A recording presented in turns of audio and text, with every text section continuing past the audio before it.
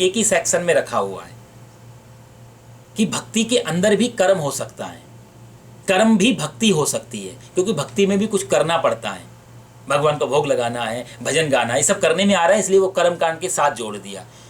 तो 3 सेक्शन भी हैं और 2 सेक्शन मूल रूप से मुख्य, तो ज्ञान और कर्म कांड। तो ज्ञान कांड के बोलते 4000 हैं और भक्ति कांड के 16000 हैं और कर्म कांड के 80,000 मंत्र हैं वेद में। तो 80 और 16 96,000 टोटल मंत्र कर्म कांड के हुए मुख्य रूप से, और 4000 मंत्र कुल ज्ञान कांड के हैं वेद में। तो वेद में जो ज्ञान कांड के मंत्र हैं वो सतोगुणी हैं और बाकी जो हैं वो रजोगुणी या तमोगुणी में आएंगे। उनमें हम कैसे लेते हैं उनको, हम कई बार तमोगुणी, जैसे वेद ने निद्रा के लिए एक चीज़ बताई है, एक टाइम बताया है, निद्रा कैसा नींद लेना चाहिए, कितनी नींद लेना चाहिए, किस समय, हम उसी को तमोगुण में बदल सकते हैं यदि मान लिया ब्रह्म मुहूर्त में नहीं उठते, हर समय आलस्य और प्रमाद चढ़ा रहता है सर पे, तो उसी मंत्र का दुरुपयोग करके उसको तमोगुण में ले जा सकते हैं। ज्ञान कांड शुद्ध जो है सतोगुणी में है। तो 96,000 मंत्र। किसी ने कहा इतना पक्षपात क्यों, ज्ञान कांड को थोड़ा स्थान दिया, कर्मकांड को विस्तृत दिया, तो बोला कर्मकांड जीवन का हिस्सा है, ज्ञान कांड तो पार ले जाने वाली चीज़ है, पर कर्मकांड करने वाली है। भाई आप मेरे पास हैं, आपने मेरे से यहाँ से पूछा पोस्ट ऑफिस कितनी दूर है, तो मैं आपको ज्ञान कराऊंगा कि साहब इस रोड से चले जाओ यहाँ से, तो इतना बताने में कितना समय लगा, कितनी लाइनें लगी। लेकिन यदि मैं आपको लेके जाऊँ कर्मकांड करने ले जाऊँ तो ज़्यादा समय लगेगा। तो चीज़ करने में ज़्यादा है, बताने में कम है, तो ज्ञान कांड के कम है। दूसरा, जीवन जो हम 60 70 80 100 साल जीते हैं, इसमें बहुत सारे कर्म आते हैं, बिना कर्म के जीवन चल नहीं सकता। तो हर कर्म के बारे में वेद ने बताया है, भगवान की भक्ति के बारे में नहीं, वो जीवन का भी कर्म कांड, जीवन के भी अपने अपने फॉर्मूलाज हैं। आपको व्यापार कैसे करना है, आपको सामाजिक रिश्ते कैसे निभाने हैं, गृहस्थ रिश्ते कैसे, धर्म कैसे चलाना है, आपको रिश्तेदारी कैसे चला, सारा का सारा ये कर्म कांड है। ये वेद में सब व्यापक रूप में दिया हुआ है। अनंत है क्वेश्चन हमारे जीवन में, इसलिए उन्होंने विस्तार किया कर्म कांड का। आपका कोई भी ऐसा प्रश्न नहीं है जो वेद के कर्म कांड में नहीं फंसता हो,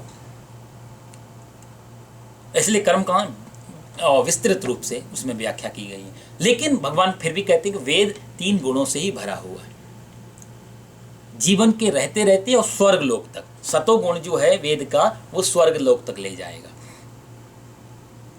आप यहां दे रहे हैं, ऊपर वो मिल रहा है स्वर्ग में जाकर के। तो वेद की पहुंच सतोगुण के रूप में स्वर्ग तक जा रही है।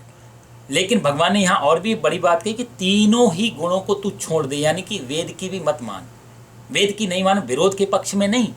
वो जो इंसान वेद को ले रहा है, मंत्रों को, वायवे स्वाहा, हे वायुदेव आपके लिए दे रहे हैं, आप हमें श्वास देते रहना, अच्छी ऑक्सीजन, अग्नये स्वाहा, हे अग्नि देवता आपको हम कुछ दे रहे हैं, आप हमारे पेट की अग्नि ठीक रखना, घर के चूल्हा हमेशा जलता रहे, कामना से चल रहे थे ना। तो वेद के मंत्रों को हमने सकाम ले लिया, इसलिए भगवान को कहना पड़ा तू वेद को भी छोड़। वेद विरोधी भगवान नहीं है, इन अर्थों में छोड़ जिन अर्थों में हमने वेद को लिया हुआ। त्रैगुण्या विषया वेदा निस्त्रय गुण्यो भवार्जुन, हे अर्जुन निस्त्रय गुण्यो भवार्जुन, भव मतलब हो जा, तो निस्त्रय तीनों गुणों से पार हो जा, यानी कि वेद को भी छोड़ दे, वेद से भी आगे निकल। और निर्द्वंदो नित्य सत्वस्थो, निर्द्वंद हो जा, दो के बीच में मत फंस, अच्छा या बुरा को छोड़, नित्य सत्वस्थ हो, एक चीज में स्थिर हो, अपने आत्मा में स्थिर हो। और निर्योगक्षेम आत्मान, अपने योगक्षेम की भी तू चिंता मत कर, तेरे पास जो है और तू जो कमाने वाला है, ये दो ही चिंता आदमी के पास रहती है। जो मेरे पास है उसको कैसे बचाऊं, और जो मैंने कमाना है वो कैसे कमाऊं, जो है उसको बचा लूं और जो नहीं है उसको ले आऊं। भगवान कहते हैं दोनों की चिंता भी छोड़ दे, इसको बोलते हैं योगक्षेम। भगवान ने यहाँ कहा निर्योगक्षेम।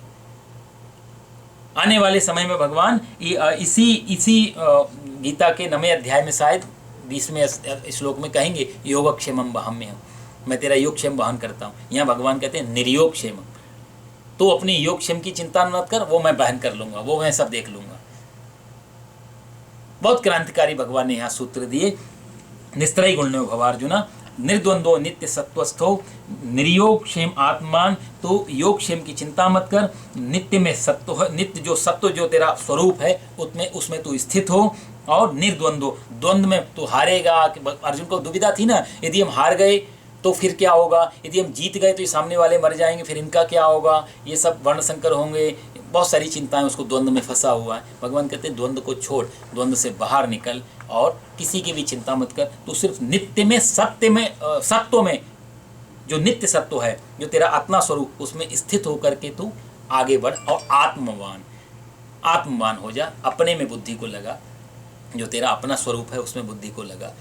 आगे के श्लोक में भगवान कहते हैं यावानर्थम उदपाने सर्वता संप्लुतोदके तावान सर्वेषु वेदेषु ब्राह्मणस्य विजानता। कहते हैं कि यावानर्थ उदपाने, जैसे कोई छोटे छोटे गड्ढे हों, जलाशय हों पानी के, और उस आदमी के पास बहती एक बड़ी नदी है या समुद्र मिल जाए, तो फिर वो आदमी गड्ढे में क्यों नहाएगा, फिर जाके समंदर में सीधे नहीं नहाएगा, शुद्ध जल में नहीं नहाएगा। तो कहते यावान अर्थ उदपाने, छोटे छोटे गड्ढों में तो वही नहाता है जिसके पास बड़े सागर, बड़े चीज़ें, बड़ा समंदर नहीं होता। जब तुझे साक्षात बड़े समंदर मिल गए हैं, तो तावान सर्वेषु वेदेषु, ये जो वेद हैं ये सब ब्राह्मणस्य विजानता, कहते हैं विजानता वेद जो हैं, विजानता वेद को बोलते हैं, उनको ब्रह्मज्ञानी का संपूर्ण वेदों में उतना ही प्रयोजन है। जो जानने वाली चीज़ को जब जान लेता है तो उसको जो बाकी चीज़ें हैं, वेद आदि, शास्त्र आदि, उनसे उतना ही प्रयोजन रहता है जिसमें छोटे गड्ढे से प्रिय। ठीक है, छोटा गड्ढा है तो उसको भरना नहीं, पर उसमें नहाना भी नहीं, जो समंदर है। आत्मज्ञान एक बड़ा समंदर है। भगवान यहाँ आत्मज्ञान की विशेषता बता रहे हैं। यहाँ मैंने आपको पहले उदाहरण भी दिया था कि देवता लोग सुखदेव जी के पास अमृत का कलश लेकर के आए। आप क्या कर रहे हैं? सुखदेव जी ने कहा कि राजा परीक्षित को शाप लगा हुआ है, 7 दिन में मरना है, इनको मैं कथा रूपी अमृत पिला रहा हूँ। शरीर तो नहीं बचेगा लेकिन आत्मा का ज्ञान हो जाएगा, परमानंद की प्राप्ति हो जाएगी, अमृत को प्राप्त कर लेंगे, इसलिए इनको कथा रूपी अमृत दे रहे हैं। तो वहाँ पर देवताओं ने क्या बात कही है? देवताओं ने अमृत का कलश हाथ में लेकर के कहा सुखदेव जी कि ये हमारे हाथ में अमृत का कलश है, ये आप ले लो, और जो कथा रूपी अमृत है वो हमको पिला दो, और ये वाला अमृत राजा परीक्षित को पिला दो। ये पी के इनका शरीर ठीक रहेगा, लंबा जिएंगे ये, और कथा रूपी अमृत पी करके हम लोग देवताओं योनि से भी मुक्त हो जाएंगे, परमानंद को चले जाएंगे। क्योंकि कथा वो इस भाई शरीर तो चाहे इंसान का हो या देवता का, एक पैरामीटर तो है, इतने समय में तो जाना है। तो देवता भी मरेंगे, इंसान भी मरेगा, समय अलग अलग, वो ज़्यादा जी रहे हैं हमसे, हम थोड़ा कम जी रहे हैं। इसलिए देवता कहते हैं कि कथा रूपी अमृत पिला करके हमको हमारे शरीर से भी मुक्ति दे दो, और राजा को, इनके राजा के शरीर को ठीक रखने के लिए स्वर्ग का अमृत पिला दो, ये लंबा जी। ये बात उन्होंने, ये प्रपोजल सुखदेव जी के सामने रखा। बड़ी प्यारी कथा है महात्म्य श्रीमद् भागवत के। सुखदेव जी महाराज हंसे हैं, और सुखदेव जी महाराज ने बड़ी सुंदर बात कही है, हे देवताओं, मैं तुमको जरूर ये कथा रूपी अमृत पिला देता और बिठाता तुम्हें सभा में, लेकिन अब नहीं। तुम सच्चे श्रद्धालु नहीं हो, तुम श्रोता नहीं हो, तुम यहाँ श्रोता बन करके नहीं आए हो, लिसनर बन के नहीं आए, ऑडियंस बन के नहीं आए, तुम यहाँ व्यापारी बन करके आए हो। क्योंकि आपने कंपेयर किया है अमृत से, स्वर्ग के और कथा रूपी अमृत को। तो सुखदेव जी ने कि क्या शुद्ध श्लोक है वहाँ पर, बड़ी प्यारी बात है कि क्वा कथा क्वा स्वधा, क्वा स्वधा क्वा कथा लोके, क्वा काचा क्वा मणिर महान। कहाँ तो साधारण कांच सीसा और कहाँ हीरे की मणि। क्वा काचा क्वा मणिर महान, कहाँ कांच और कहाँ मणि। चमकते तो दोनों ही हैं प्रकाश में, मणि भी चमक रही है और साधारण कांच भी चमक रहा है। और शायद अब तो ऐसा कि हीरे से ज़्यादा हम लोग इसमें कांच को चमका देते हैं, जो आजकल के बिक रहे हैं बाजार में। कांच भी हीरे से ज़्यादा चमकता है। ओरिजिनल ऑथेंटिक बढ़िया हीरे में उतनी चमक नहीं हो जितने आर्टिफिशियल में हो, लेकिन जो बात हीरा है सो हीरा है, कांच तो कांची। क्वा काचा क्वा मणिर महान, तदा देवांजहासा ब्रह्मरातो विचार्यैव तदा देवांजहा। ऐसा सोच करके ब्रह्मरातो, वहाँ सुखदेव जी का नाम ब्रह्मरात दिया है व्यास जी ने, जो ब्रह्म में भ्रमण करने वाले हैं। उन्होंने तदा देवांज, देवताओं की हंसी उड़ा करके उनको वहाँ से भगा दिया। और इसलिए कथा देवताओं को भी सुलभ नहीं है जो मनुष्यों को है। तो तुलना की है, कांच का विरोध नहीं किया, मणि से कांच की तुलना की कि मणि कांच से ज्यादा श्रेष्ठ है। कांच का अपना महत्व है भाई, बाल बनाने, मेकअप करना, श्रृंगार करना तो कांच की जरूरत, फिर हीरे की अंगूठी काम की नहीं है, वहां पर एक अपनी है, लेकिन महत्व तो हीरे का ज्यादा है। यदि हमें कुछ चुनने को बोले तो हम लोग तो हीरा ही चुनेंगे ना, फिर थोड़ा ना शीशा देंगे। आप सभी बोले बड़ा बेडरूम का शीशा ले जाओ, हीरे की अंगूठी ले जाओ, तो हम में से कम ही बुद्धिमान लोग होंगे जो हीरे का डाइनिंग वो चुने, हीरा ही चुनेंगे अंगूठी। मालूम यदि इसको बेचेंगे तो हजारों सेट ले सकते हैं। तो कहने का मतलब ये था कि किसी का विरोध नहीं था, कई लोगों ने इस श्लोक पे विरोध किया था, इसलिए मैंने इसको विस्तार दिया। आपका भाव कई बार सुनने में आता है कि कई लोगों ने यहाँ पे भगवान को कहा है कि भगवान ये कहते हैं निस्त्रय गुण्यो भवार्जुना, तू वेद का मत मान, तावान सर्वेषु वेदेषु ब्राह्मण से विजानता। इसलिए ब्रह्म ज्ञानी लोग वेद की नहीं सुनते। उसका कारण ही, एक बार ब्रह्म ज्ञान में पहुंच गए तो फिर कर्मकांड की जरूरत क्या है? फिर क्या मंदिर और क्या क्या मस्जिद, क्या क्या फिर बना काशी, क्या फिर काबा? जाहिद शराब पीने दे मस्जिद में बैठकर, या वो जगह बता दे जहां तेरा खुदा ना हो। ये सारे रिचुअल्स तो अज्ञान में चलते हैं, मस्जिद में, मंदिर में, तब तक उनकी मर्यादाएं हैं जब तक हम अज्ञानी हैं। एक बार ज्ञानी हो गए, गुरु नानक ने कहा ना, पैर शिवलिंग की पिंडी की तरफ थे। पंडित जी ने कहा कि अरे आप इतने ज्ञानी और शिवलिंग की तरफ आप पैर करके सो रहे हो, कुछ तो ज्ञान रखो। तो नानक ने हंसने कहा कि ठीक है, मेरे पैर तुम उधर कर दो जिधर तुम्हारा शिव ना हो। कितना मुश्किल में पड़ा होगा बेचारा पुजारी, किधर शिव नहीं है। ज्ञानी के लिए फिर कोई कर्मकांड नहीं बचता, ज्ञानी के लिए सब जगह है, सब। यो माम पश्यति सर्वत्र सर्वम चामहि पश्यति, 6ठे अध्याय में भगवान कहेंगे यो माम पश्यति सर्वत्र, जो सब जगह मेरे को देखता है, फिर उसके लिए मैं कभी अदृश्य नहीं हूँ। फिर वो हर जगह मंदिर बन जाता है, फिर हमारे बनाए हुए मंदिर, पूरा संसार ही उसका एक मंदिर बनता है परमात्मा का। इन अर्थों में कण कण में परमात्मा हो जाता है, कहने का भाव। यावा अनर्थ उदप्पाने सर्वता संप्लुतोदके तावान सर्वेषु वेदेषु ब्राह्मणस्य विजानता। फिर ब्रह्म ज्ञानियों का वेद में उतना ही प्रयोजन रह जाता है जैसे एक आदमी का गड्ढे और समुद्र से प्रयोजन होता है। जितना जरूरत है उतना गड्ढे से कोई प्रयोजन है तो उसमें, हाथ पैर धोने हो तो शायद गड्ढे में भी धो ले, लेकिन स्नान जब करना होगा तो समुद्र में ही जाएगा, फिर वो गड्ढे को नहीं चुनेगा, कोई छोटे मोटे तालाब को नहीं चुनेगा, कोई झील को नहीं चुनेगा। उसके बाद विराट जल का एक जलाशय भरा हुआ है। भगवान कहते हैं तू उस जलाशय की पहचान कर, जलाशय की यात्रा कर, जिससे ये छोटे छोटे कर्मकांड की बाधाएं तेरे को जीवन में रोके नहीं। ये बहुत ही क्रांतिकारी भगवान के दोनों श्लोक थे। फिर कभी हम इन पर और दोबारा फिर चर्चा करेंगे। आज मेरा प्रयास था कि हम लोग 9 बजने वाले हैं, मैंने सोचा आज लॉन्ग वीकेंड चल रहा है, आपका ज़्यादा समय नहीं ले, 8:30 पे पूरा कर देते, लेकिन समय तो भागता है। तो अब आप बताओ आगे श्लोक लें या फिर अगली बार पे छोड़ें, जैसा आप लोगों के पास समय हो, और वो चीज़ उसी हिसाब से आगे बढ़ें फिर। क्योंकि मेरा बोलना आपका सुनना मेरे लिए ज़्यादा महत्वपूर्ण है।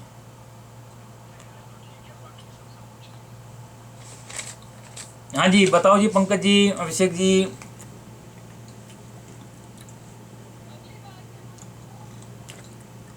अच्छा अच्छा, मलकानी जी, ओह ठीक है जी, ठीक है जी, अच्छा अच्छा जी जी। ओह अच्छा अच्छा अच्छा अच्छा, क्योंकि ये श्लोक बहुत अच्छा है, 2 बार से रह रहा है बार बार, कर्मण्येवाधिकारस्ते मा फलेषु कदाचन।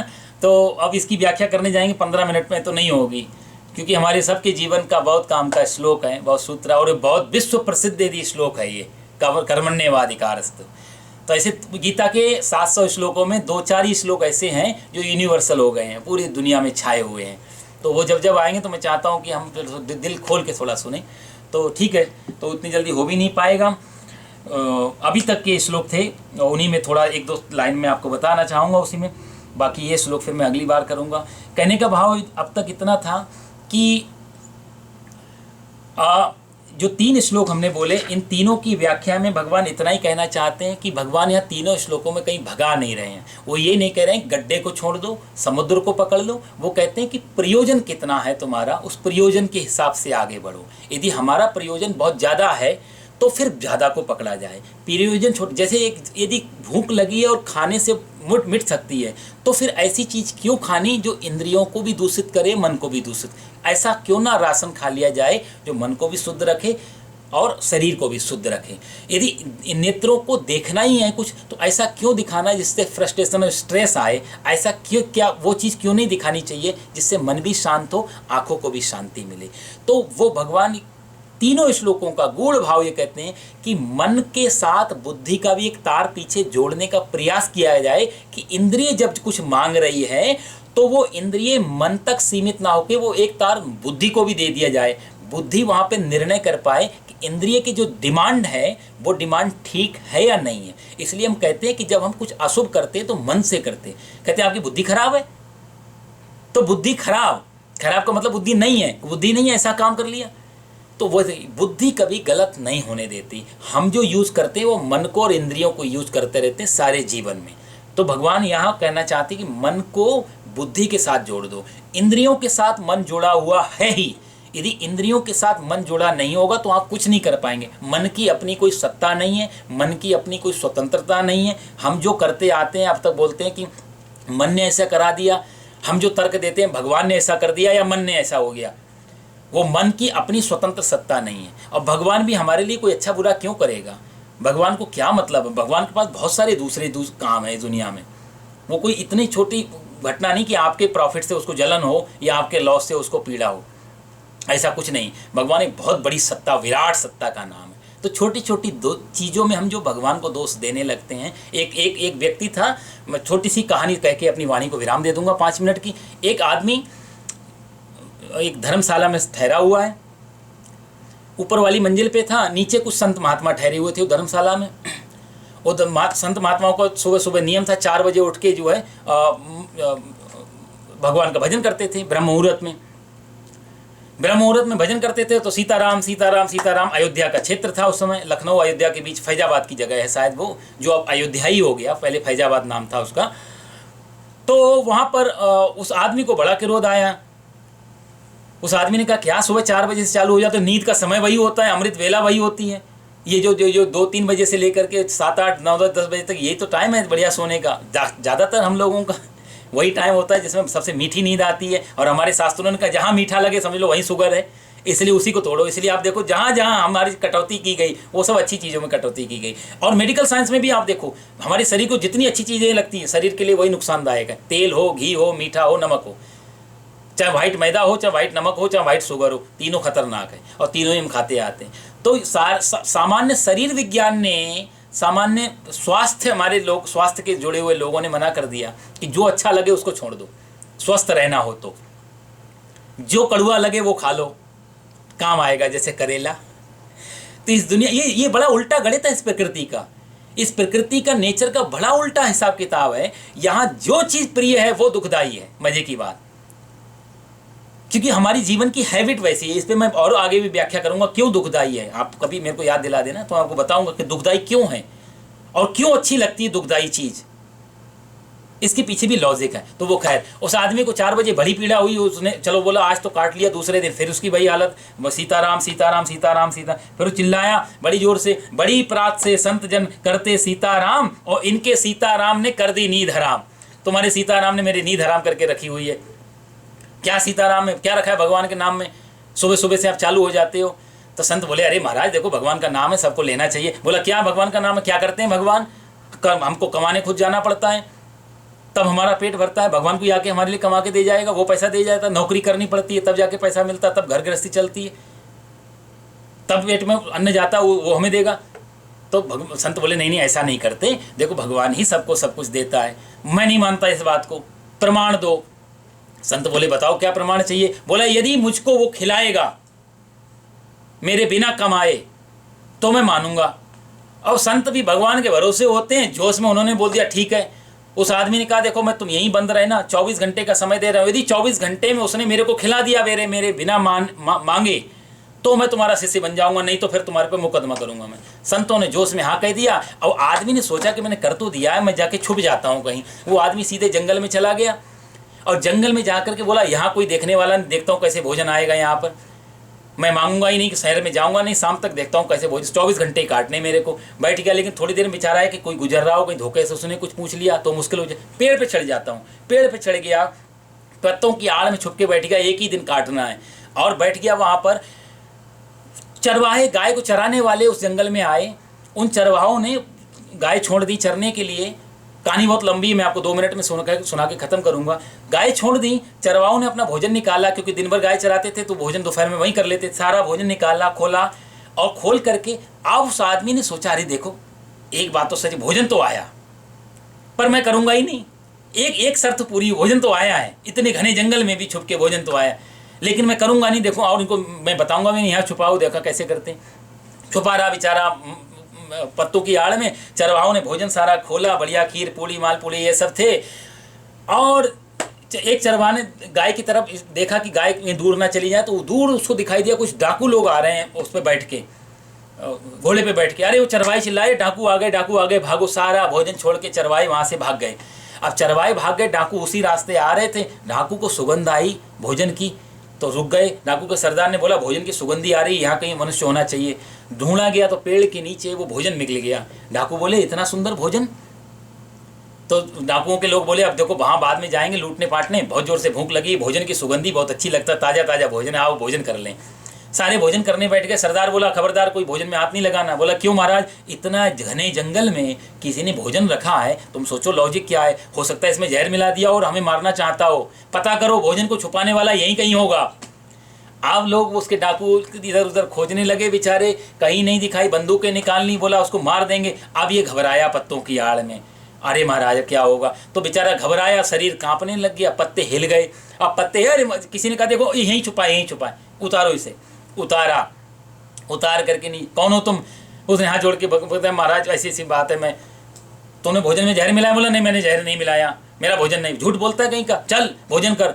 उसने कहा, महाराज आप मेरे को गोली मार दो, आप मेरे को डंडे से मार दो, बस मैं भोजन मत कराओ, मैं भोजन ही नहीं करूंगा, जो मर्जी कर लो। सरदार बोले, फिर तूने जहर मिलाया होगा इसमें, भोजन कर जबरदस्ती। और 2-4 उसके लात घूसे मारे, और लात घूसे मार करके जबरदस्ती उसके मुंह में ठूसा भोजन। भोजन पूरा कराया, भोजन में तो कुछ था नहीं, बच गया। सरदार ने पूछा, फिर तू भोजन क्यों नहीं कर रहा था, इतना क्यों अकड़ रहा था? उसने पूरी घटना बताई कि क्या बताऊं, मैंने संतों से शर्त लगाई हुई थी कि भगवान यदि देता है तो मुझे दे के दिखाए जबरदस्ती।